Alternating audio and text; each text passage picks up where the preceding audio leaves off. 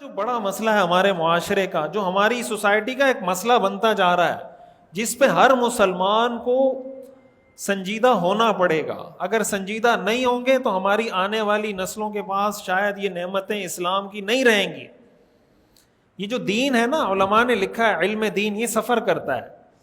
آپ جانتے ہیں دین کا مرکز ایک زمانے میں مدینہ منورہ تھا. حضور علیہ الصلاۃ والسلام وہاں پہ تھے، صحابہ وہاں پہ تھے. ایک وقت آیا کہ مدینہ سے علم رخصت ہو کر بغداد چلا گیا. عراق، کوفہ، بغداد، بصرہ، یہ شہر بن گئے علم کے شہر.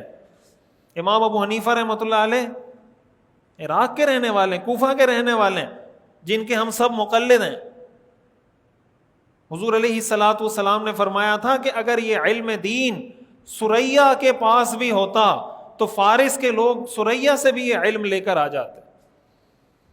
حضرت سلمان فارسی رضی اللہ تعالیٰ عنہ کے بارے میں آپ نے فرمایا تھا.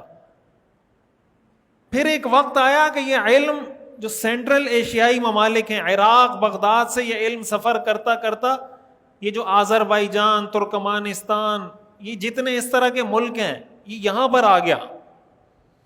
یہ ہم جو حدیث کی جتنی کتابیں پڑھتے ہیں نا، صحیح بخاری، صحیح مسلم، ترمذی، نسائی، ابن ماجہ، یہ سارے ان علاقوں کے رہنے والے لوگ ہیں. ان میں سے کوئی بھی عرب نہیں ہے.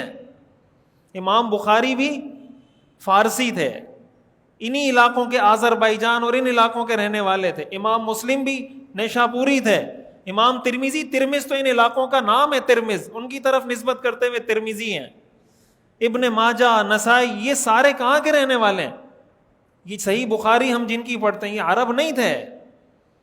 پھر ایک وقت ایسا آیا کہ وہاں پر علم دین کی یہ حالت ہوئی کہ کوئی مرتا تھا تو جنازہ پڑھانے والا کوئی نہیں ملتا تھا.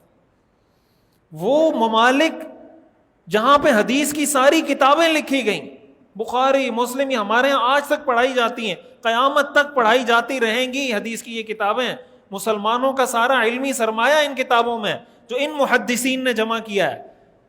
لیکن پھر یہ حالات ہوئے کہ وہاں جنازہ پڑھانے والا کوئی نہیں ملتا، قرآن پڑھانے والا کوئی نہیں ملتا تھا.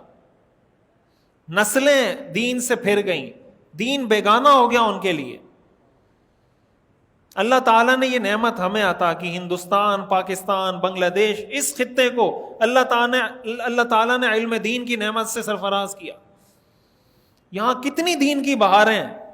یہاں تو مولوی کی کوئی قدر ہی نہیں ہے نا. آپ باہر جائیں جن ممالک میں مولوی کم ہے، وہ ایسے جیسے دوربین لے کے تلاش کر رہے ہوتے ہیں کوئی مولوی آیا ہم اس کا بیان سن لیں. کیوں؟ اس لیے کوئی مولوی نہیں ملتا بیان کے لیے. کتنی اللہ نے نعمتیں عطا کی. مدارس کا نظام دیکھیں، تبلیغی جماعت کا نظام دیکھیں، مطلب خیر کے کتنے سلسلے اللہ نے جاری کر دیے. آپ محض تبلیغی جماعت کا نظام دیکھیں، پوری دنیا کے اندر تبلیغ کا جو نیٹ ورک پھیلا ہوا ہے. یہ سلسلہ کہاں سے شروع ہوا؟ ہندوستان، میوات سے شروع ہوا. تو یہ اسلام کوئی میوات میں نازل ہوا تھا یا اسلام مکہ مدینہ میں نازل ہوا تھا؟ تو یہ ساری بہاریں اللہ نے میوات سے، اور ہندوستان اور پاکستان، رائے کا مرکز پاکستان میں ہے، تبلیغی جماعت کا مرکز. یہ ساری دنیا میں جماعتیں یہاں سے کیوں جاتی ہیں؟ چاہیے تو یہ تھا کہ مکہ سے جماعتیں جاتی، ساری دنیا میں جماعتیں مدینہ سے جاتی، ساری دنیا میں جماعتیں عراق اور بغداد سے جاتی، ساری دنیا میں جماعتیں آذربائیجان اور ترکمانستان سے جاتی. یہ ساری جماعتیں یہاں سے کیوں جا رہی ہیں؟ یہ نعمت اللہ نے اس خطے کو عطا کی. لیکن جس قسم کی ناقدری وہ سارے لوگ کرتے رہے، اسی قسم کی ناقدری ہم لوگ کر رہے ہیں. تو اگر یہ علم مدینہ میں نہیں ٹھہرا، یہ عراق میں نہیں ٹھہرا، یہ سینٹرل ایشیائی ملکوں میں نہیں ٹھہرا، یہ یہاں بھی نہیں ٹھہرے گا. یہ دین یہاں سے بھی رخصت ہو جائے گا. لئن شکرتم لازیدنکم، اگر تم شکر کرو گے تو میں بڑھاؤں گا. ولئن کفرتم، اور اگر ناشکری کرو گے، ان عذابی لشدید، میرا عذاب بہت دردناک ہے، بہت سخت ہے. اسلام کے بارے میں کچھ سیکھنے کی کوشش کریں، ایجوکیٹ کریں اپنے آپ کو، اپنی اولاد کو. ہمارے ہاں ہو کیا رہا ہے؟